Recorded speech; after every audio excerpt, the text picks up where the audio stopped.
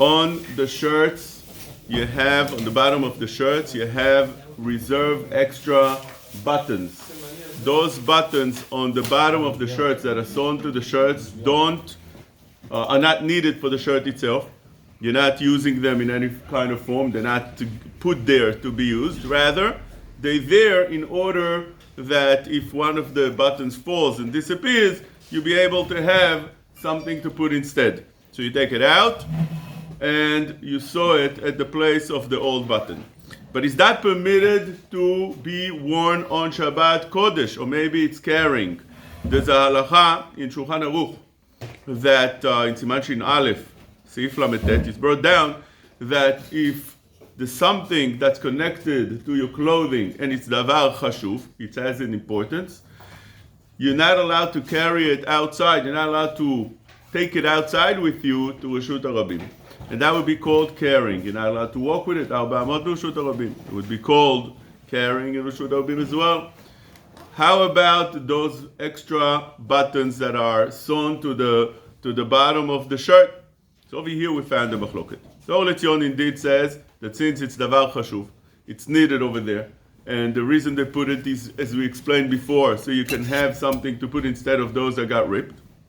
Because of that, it's asur to wear such a thing on Shabbat. Before Shabbat, you have to take out from your shirt, you have to rip them, you have to sew them out, and be able to walk outside with that shirt without those reserved buttons. But there are those that argue on that halacha. For example, Shlomo Zalman Auerbach brings down that just like we found that handkerchiefs that are sewn to your shirt, you're permitted to come out with it. That's how the Rema brings down. He says that if you have a handkerchief, normally we're afraid that you might take it out and carry it.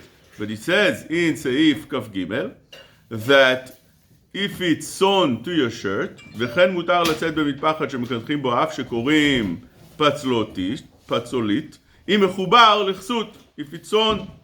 So then the Mishnah Berurah explains because it's batel legabe beged. It becomes part of your shirt. Because of that, you'll be able to come out with it. Same thing he says would be with those buttons. Although right now you don't need them, but since they're sewn to the shirt, the batel to the beged, they become part of the shirt or part of the clothing. But Chacham Ovadia has other leniencies as well in Yabia Omer, and he says that it's also batel. Comes out like this. You have over here two main opinions. Some that would say that it's carrying because it's davar chashuv, and some say that it's batel to the beged. What's the halacha lemase? Since today, most of the poskim hold there is no Reshut HaRabim. All that we have today is almost entirely Carmelit, not Reshut HaRabim, which Mishnah mentions many times from the Pri Megadim, אין לנו היום Reshut HaRabim. And there is a big discussion over it. If there is, in a place that there's 600,000 people that walk by or come out of their houses, and most of the places it's not like that. So then there's a stira in Shulchan Aruch whether we do consider such a thing in Reshut HaRabim or not. The stira between Siman Shin Gimel and the very beginning of Ilchot Eruvim.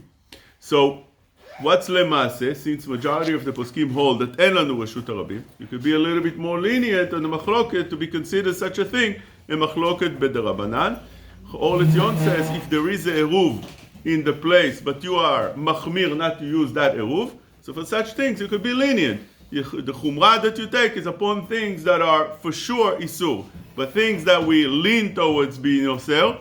In a case that there is a eruv, just you are machmir not to use that eruv, so says the Or Letzion that one could be lenient. Because of that became the minhag of the people to leave the buttons on the shirt and not pay attention to them.